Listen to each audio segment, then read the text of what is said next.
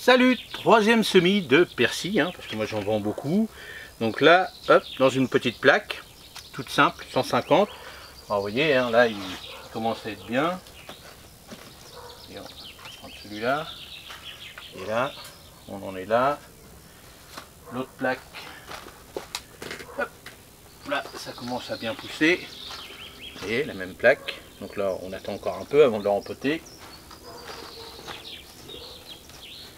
Là. Et là on y va, on va ressemer, vous allez voir, c'est très très simple.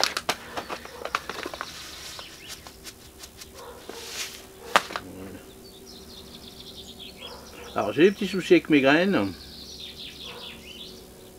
Alors j'ai demandé à mon copain maraîcher qui m'en vende, parce que là en ce moment la graine, vous savez, la graine de persil ça se garde pas longtemps.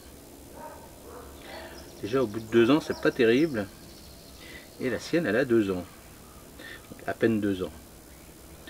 Donc j'en mets beaucoup plus.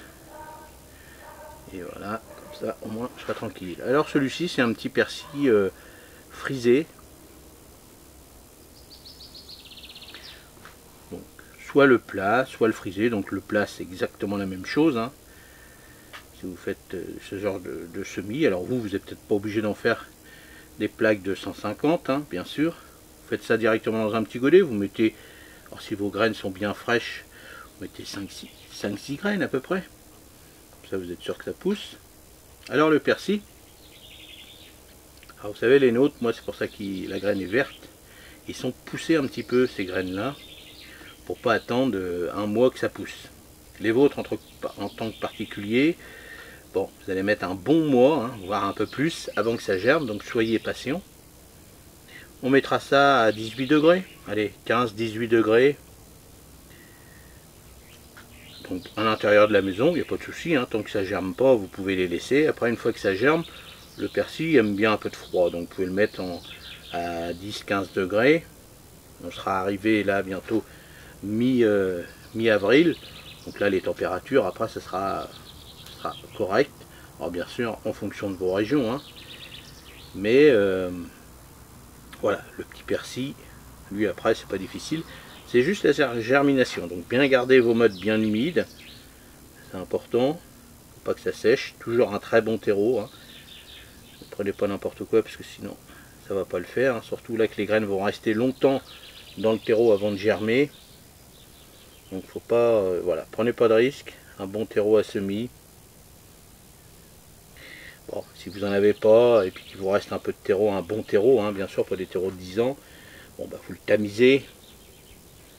Vous le tamisez et puis voilà, pour vous dépanner, si vous avez juste quelques pots à faire, ça, il n'y a pas de souci.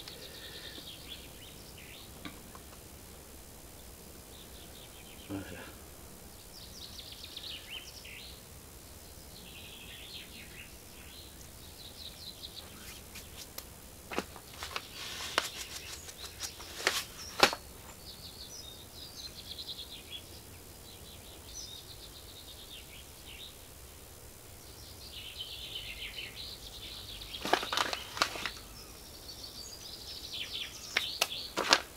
Voilà, donc là, hop, on coupe légèrement.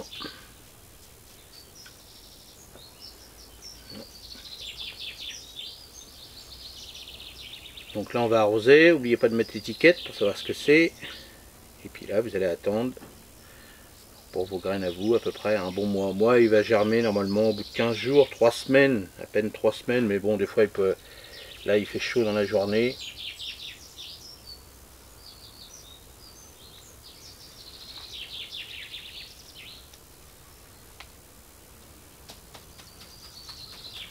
Voilà, donc là on va bien arroser, gardez bien les mottes bien humides, pas les tremper, bien sûr, ça c'est important.